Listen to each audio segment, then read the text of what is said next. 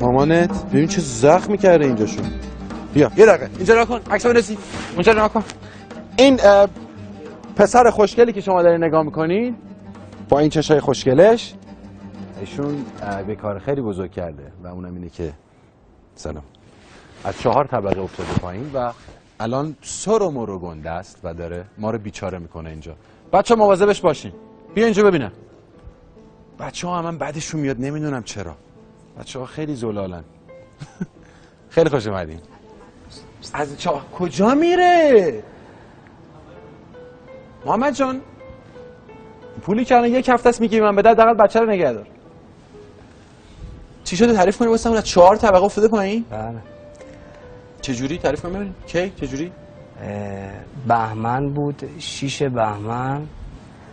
6 بهمن 5 بهمن همین سال گذشته 91.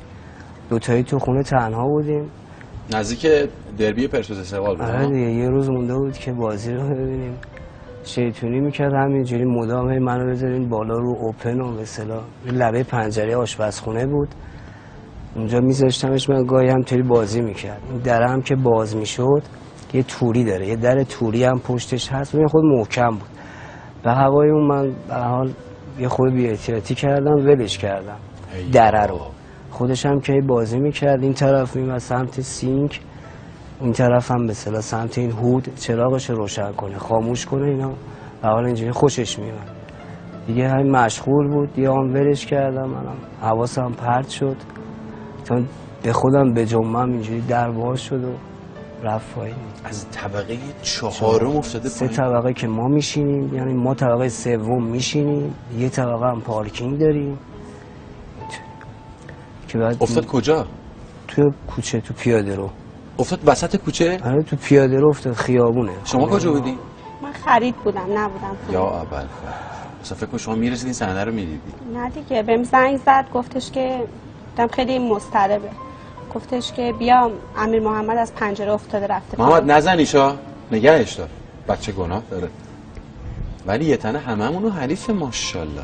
خب بعد دیگه من گفتم تو دلم، گفتم حتما دیگه چیزی ازش نمونده دیگه، مرده حتما. شما صحبتتون ادامه بدین.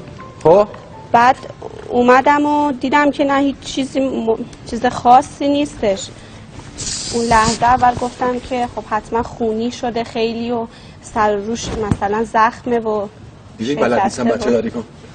بعد دیدم که نه هیچیش نیست. حالا اینا رو اول اصلا متوجه نبودم که این هیچ اتفاقی واسش نیفتاده تا اینکه اورژانس اومد. من و امیر محمد سوار آمبولانس شدیم، داشتیم میرفتیم سمت بیمارستان. بیا اونجا میخوری زمین.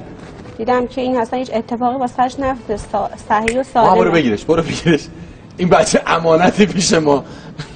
از 4 طبقه افتاده چیزیش نشده، الان ما این دکور ما. بگیرش محمد جان. یکی هم بیاد محمد رو بگیره.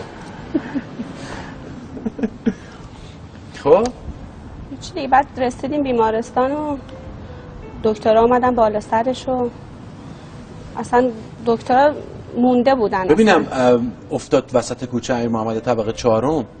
مردم تو کوچه بودن؟ کسی بوده تو کوچه؟ آره میگم یه نفر داشت رد میشد، بنده خدا میگم فکر عروسکه، یعنی رد شد رفت هستن. چون من تا برسم پایین اون موقع چند ماهش بود؟ 18 ماهش بود.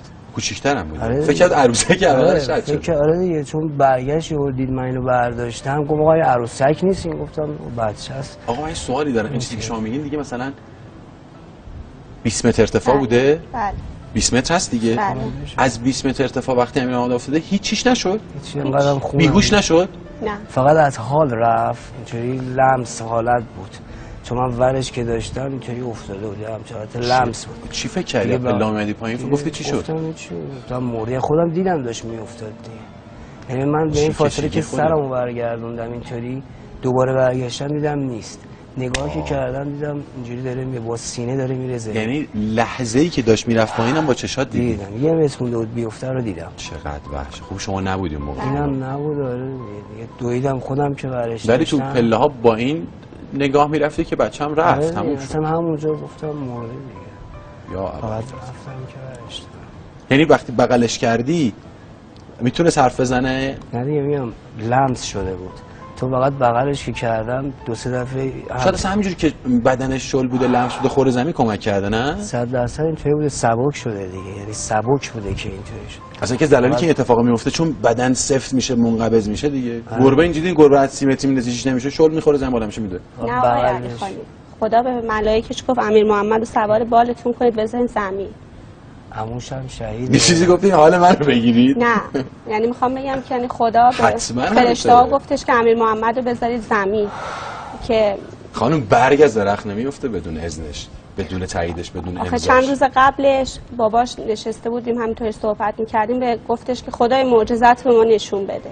ایشون میگفت؟ بله گفت خدای معجزات به ما نشون بده که مثلا این همه معجزه گفت معجزات به ما نشون بده.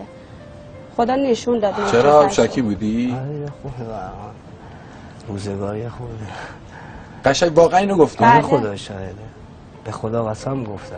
یعنی چون به هر حال به خوب واگوده‌ای آدم با خدا دیگه شکر میکنه دیگه به هر حال که خدا فشار رو آدم ناراحت میشه. راست میگه اگه مثلا هست یه همچین چیزی واقعا این معجزات رو ما ببینیم دیگه که واقعا شاید یه هفته شاید 3 روز دقیق یادم نیست حالا چه مدتی ولی تو همین فاصله بود. ولی شما این حرف از زبون شنیدی؟ بله. آره که این اصلا ما خودمون همیشه میگیم دیگه مثلا میگیم که خدای مثلا رود نیل رو باز کردی مثلا حضرت موسی رد شد بقیه که پشت سر بودن مثلا موندن زیر آب یا آتیش به حضرت ابراهیم گلستان شد به اینا رو به ما هم نشون بده. خدا نشون داد که یعنی مثلا ببینید که هنوزم معجزه هست هر پای منبع